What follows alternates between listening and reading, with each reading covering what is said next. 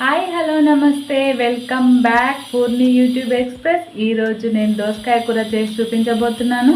ఇదేంటి దోసకాయ కూరే కదా ఏముంది అనుకుంటున్నారా? ఈ మెథడ్లో ట్రై చేయండి, మీకు ఖచ్చితంగా నచ్చుతుంది. మీరు ఈ కూరకు ఫిదా అయిపోతారు, అంత టేస్టీగా ఉంటుంది. మీరు ట్రై చేసి ఎలా వచ్చిందో నాకు కామెంట్ చేసి చెప్పండి. సో ఇప్పుడు ప్రాసెస్లోకి వెళ్దాం.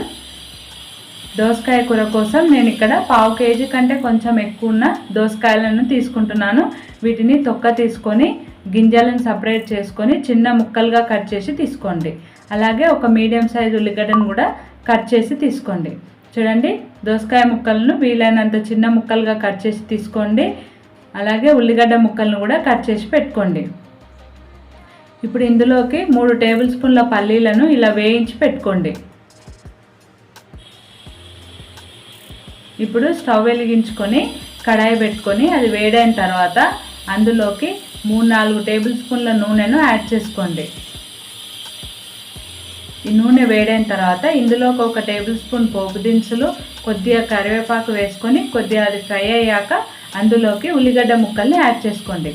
తర్వాత దాంట్లోకి 1/2 టేబుల్ స్పూన్ పసుపు, 1 టేబుల్ స్పూన్ అల్లం వెల్లిగడ్డ పేస్ట్ వేసి మొత్తం ఒకసారి కలుపుకొని ఇవి మంచిగా ఫ్రై అయ్యేంత వరకు ఫ్రై చేసుకోండి. చూడండి, ఉల్లిగడ్డ ముక్కలు బాగా ఫ్రై అయ్యాయి కదా. ఇప్పుడు ఇందులోకి మనం కట్ చేసి పెట్టుకున్న దోసకాయ ముక్కల్ని వేసుకోండి. దోసకాయ ముక్కల్ని కట్ చేసేటప్పుడు టేస్ట్ చూసుకొని కట్ చేసుకోండి. చేదు ఉంటే అది వేసుకోకండి, కూర అంతా ఖరాబ్ అయిపోతుంది కదా.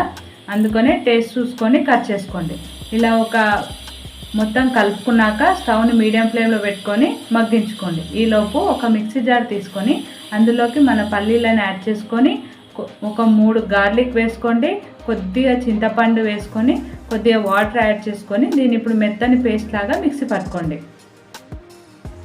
చూడండి, మెత్తని పేస్ట్ లాగా మిక్సీ పట్టుకున్నాం కదా. ఇప్పుడు దీన్ని పక్కకు పెట్టుకొని ఒకసారి మూత తీసి ఈ దోసకాయ ముక్కల్ని మళ్ళీ ఒకసారి బాగా కలపండి.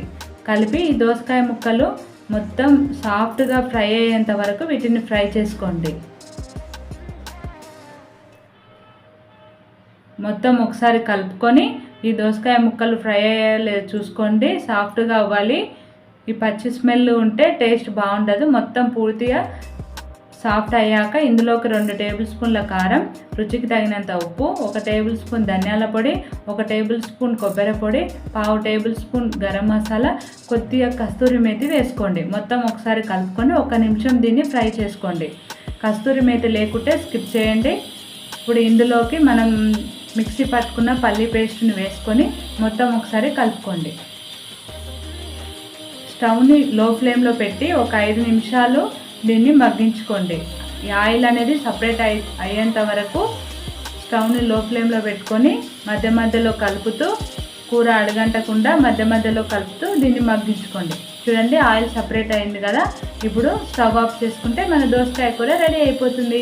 అంతే అండి, చాలా సింపుల్గా చేసుకోవచ్చు. మీకు ఖచ్చితంగా నచ్చుతుంది. ఒకసారి ట్రై చేసి చూడండి. చూడండి ఎంత టెంప్టింగ్గా ఉంది కదా, కలర్ఫుల్గా. రుచి కూడా అంతే టేస్టీగా ఉంటుంది. తప్పకుండా ట్రై చేయండి. సో మన వీడియో కనుక మీకు నచ్చినట్టయితే లైక్ చేయండి, మీ ఫ్రెండ్స్ రిలేటివ్స్కి షేర్ చేయండి, సబ్స్క్రైబ్ చేసుకోవడం మర్చిపోకండి. మన ఛానల్లో చాలా రకాల వీడియోస్ ఉన్నాయండి. ఒకసారి అన్ని వీడియోస్ని చెక్అవుట్ చేయండి, మీకు ఖచ్చితంగా నచ్చుతాయి. So thanks for watching. Bye bye.